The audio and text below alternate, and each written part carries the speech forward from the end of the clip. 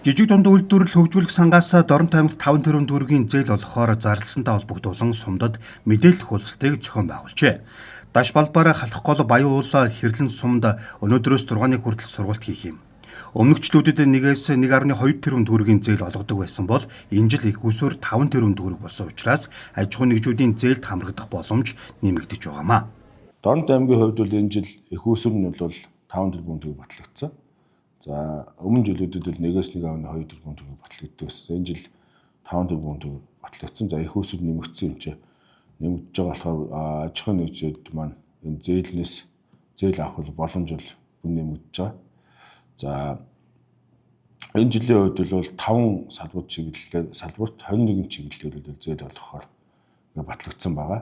За жишээлбэл хүнсний үйлдвэрлэлийн чиглэлээр гэх юм уу сүүсүн бүтээгдэхүүн боловсруулах, махан бүтээгдэхүүн боловсруулах, даршилсан хүнсний бүтээгдэхүүн үйлдвэрлэх гэсэн. Тэгээд хөнгөн үйлдвэрлэлт, газар тариалан, үйлчлэгээ, мал аж ахуй гэдэг ийм 5 чиглэлээр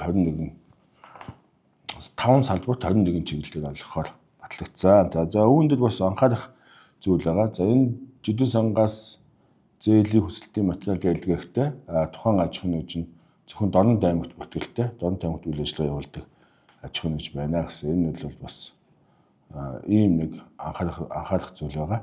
Жижиг дунд үйлдвэр хөгжүүлэх сангаас зээлд хүнсний үйлдвэр, газар тариалан, мал аж ахуй, үйлчлэгээ зэрэг 5 салбарын 21 чиглэлээр хамрагдах боломжтой. Хүсэлт гаргагч аж ахуй нэгж нь тухайн аймаг орон нутагт албан ёсоор бүртгэлтэй байх ёстой.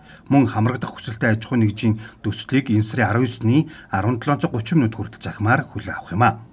Энэ хугацаанаас 10-аас 14 хоногийн өмнө аймгийн жижиг дунд үйлдвэрлэлийг дэмжих төвд татварын хэлтс, шүүгэн шийдвэр гүйцэтгэх газар, улсын бүртгэл болон төрөмс байгууллагуудтай хамтран төсөл хэрхэн бичих талаар зөвлөгөө мэдээлэл өгөх нэг цагийн үйлчилгээг ажилуулахаар төлөвлөж байна.